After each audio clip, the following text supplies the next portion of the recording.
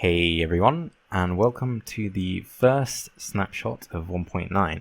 This is 15W31A, and it is currently 1:30 in the morning where I am, so I'm going to make a quick video about all the things that myself and other people have discovered so far.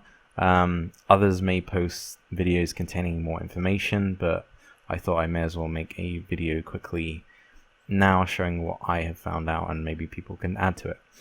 So anyway, the first thing that I want to get out of the way quickly is dual wielding. So the default key to set something into your offhand is F. So if I press the F key with torches selected, then it goes into my offhand.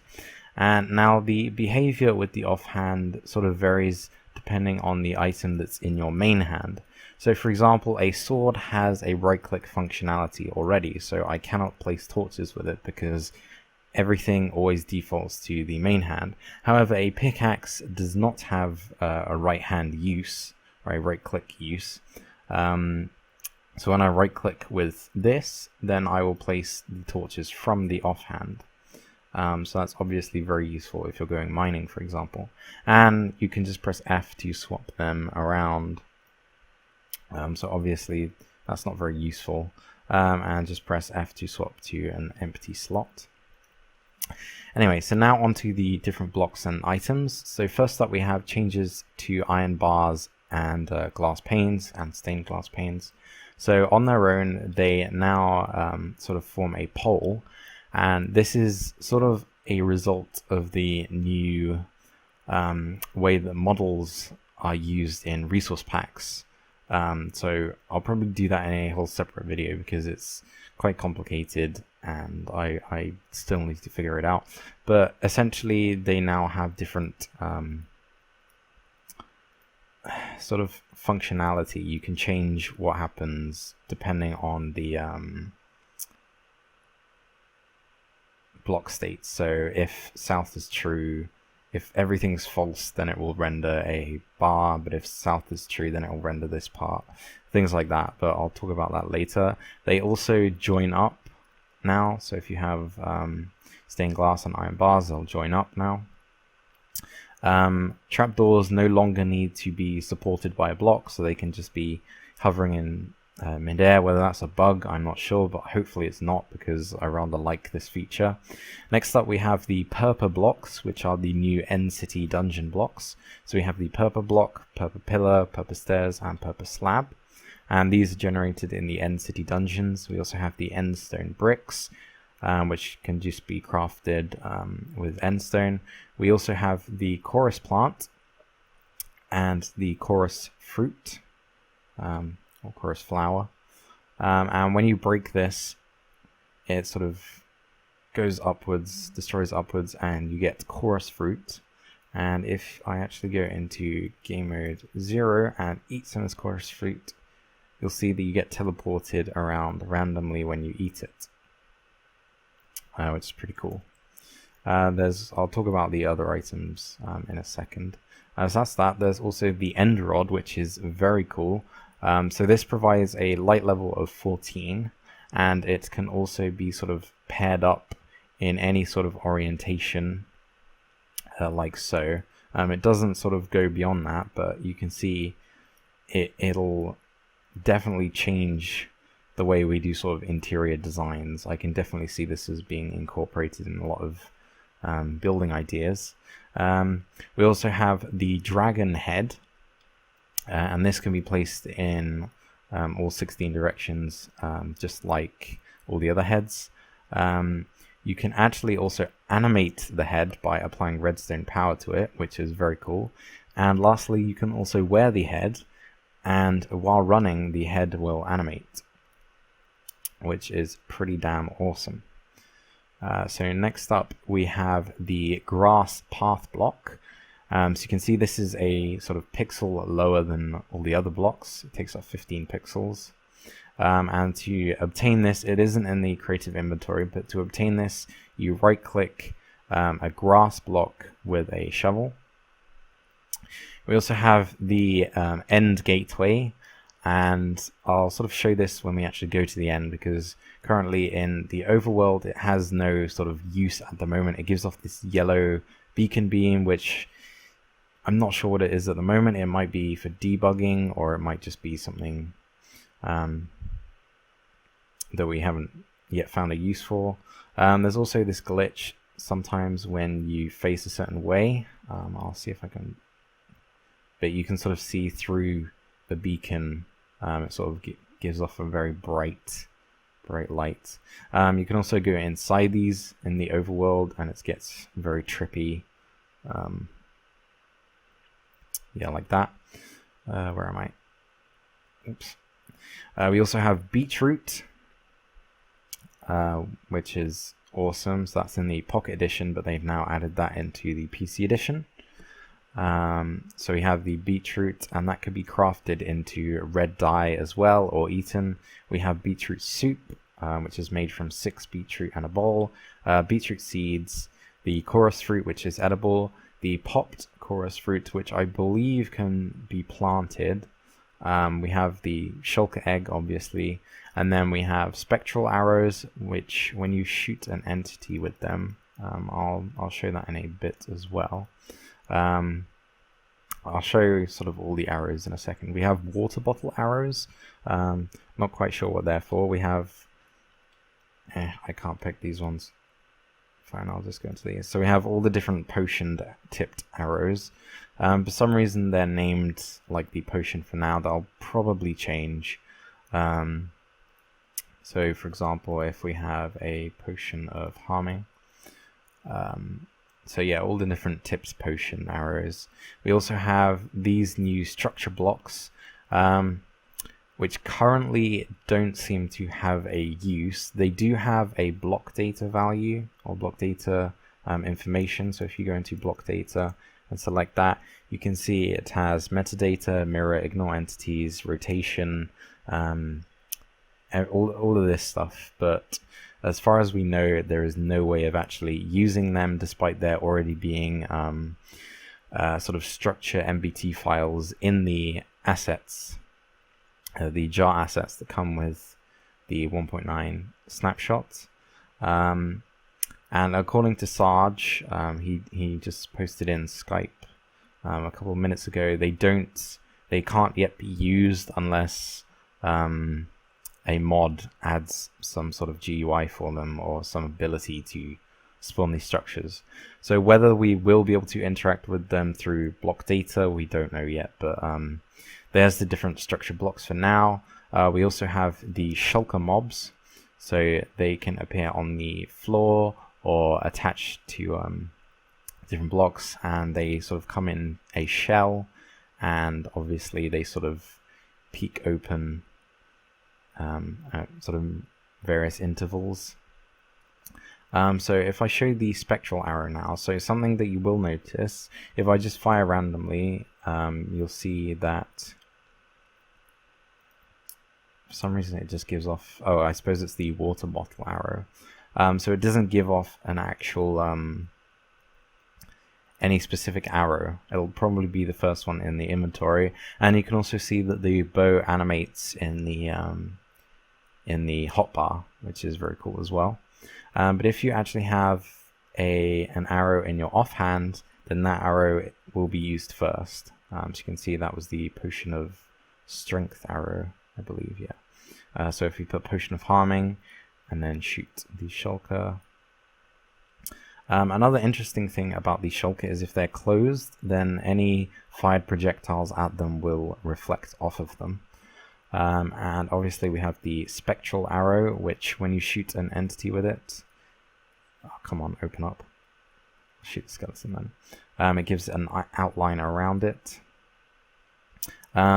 There's some bug at the moment with the spectral arrows and how they appear as an entity, but that'll be hopefully fixed soon. There we go. So they give an outline, and I'll talk more about them in another video, because they'll definitely be something cool for use with mini games and such. So let's go into game mode 0 quickly and see the projectiles which these guys shoot off. So you can see their shell opens up a bit more and they fire these projectiles. which pathfind towards you, and when they hit you, they cause you to levitate upwards and take a bit of damage. You can hit the projectiles to destroy them. And one thing that I have noticed is that, oh god, let's go back into game mode 1. One thing that I have noticed is that the shulkers seem to have a sort of defense value where if their shell is closed, then they take less damage compared to if their shell is open. Whether that's true or not, I don't know yet, but that seems to be the case. So skeletons now have their arms sort of downwards by default, and I just spawned this one in right now with nothing in its hand, but they'll usually hold a bow, and when you're near that skeleton, it'll point its arm upwards and aim the bow at you. You might have seen Dinnerbone post a GIF of that a few weeks ago. We also have the ability to place items in the head slots of entities now, and they seem to be positioned sort of randomly. Well, not randomly, like most items will be positioned at the back of the head, but for some reason the bone is positioned over the mouth. I guess that makes sense, as if it's like biting the bone or something. You can also have left-handed entities now, so you can see this zombie is holding a sword in its left hand. And I believe items can also spawn randomly on entities' heads as well. People have been posting sort of comments saying that they found zombies with apples on their heads and everything. But anyway, let's go into the end now and see what's new there. Okay, so we're now in the end, and you can see here this is the sort of Ender Dragon arena fight. So you have the different obsidian pillars here with the ender crystals which will spawn on top of them. Some of them will be in iron bar sort of casings to make them more difficult to destroy, and the Ender Dragon will sort of appear on this sort of pedestal in the middle, and he has a various sort of new attacks. So there's a temporary way to spawn him in this snapshot, and apparently you have to make a creeper face out of clay, but you can just make any sort of structure out of clay. I think it has to be at least a certain amount of blocks.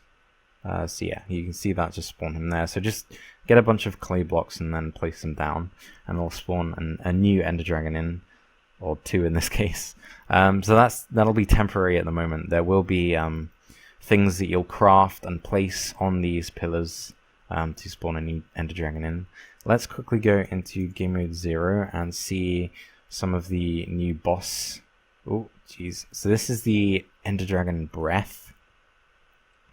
You can see he sort of spits out purple particles, and that's actually a new particle which is available by doing /particle. They can also fire fireballs at you occasionally. That one's gone. But yeah, let's get back into game mode 1 before we die.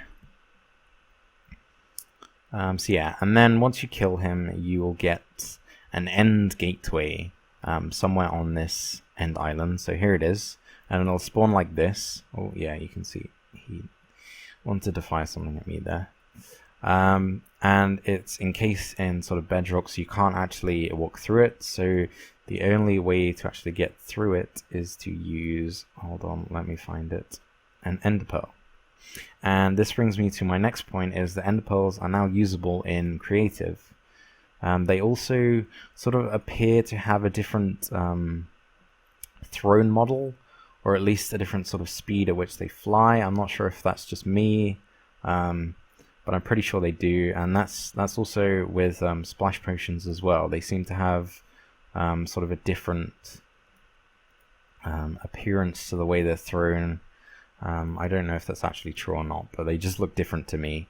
You can also see in the top right, there's the different effects and they sort of flash if they're running out, and it's just more useful rather than looking in the inventory all the time.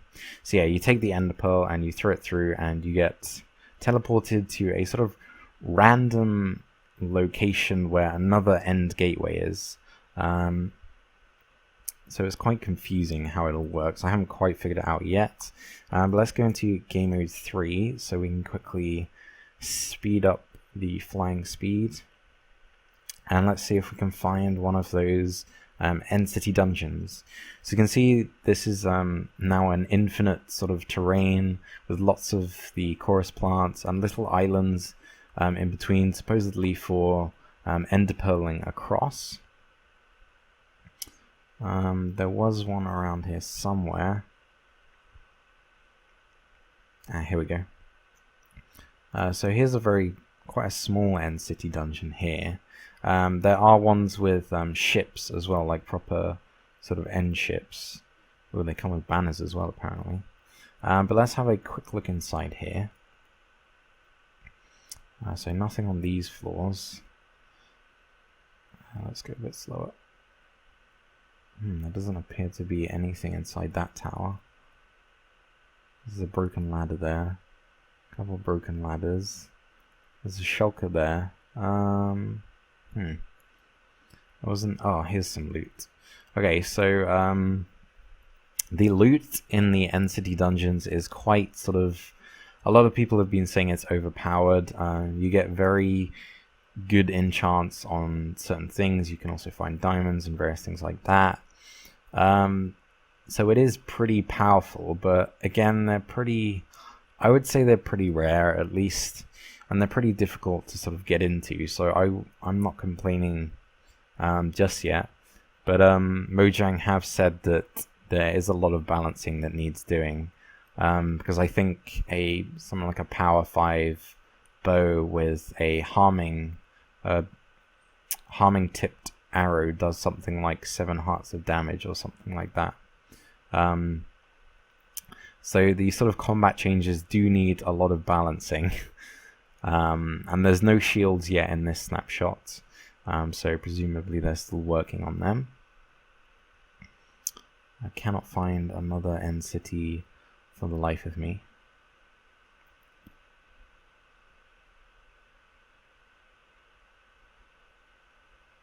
Oh, come on. Lots of islands here. To be honest, I am really happy with the way that the end is now sort of been updated. It is more like the sky dimension that we were sort of promised a couple years ago now. It's a bit different than a lot of us thought it would be. Like, I always thought it would be similar to the Aether mod. But at least we've got something that's now infinite, and it's not just a single island that has some sort of use now, rather than just defeating the Ender Dragon. So that's all good. Oh, I can't seem to find any more dungeons. A lot of people have been saying they were quite common, but I hadn't found many at all. Maybe that's just me, I don't know. But yeah, I suppose I will leave this video here then. If there's anything that I missed, feel free to comment down below. There probably will be some things which I haven't sort of discovered yet or forgot to sort of include, because there was a lot of information to take in and sort of try and put in one video. I'll quickly go and edit this now and leave it to upload overnight. But yeah, so that's all for this video. I hope you enjoyed, and I'll see you guys in the next one. Bye for now.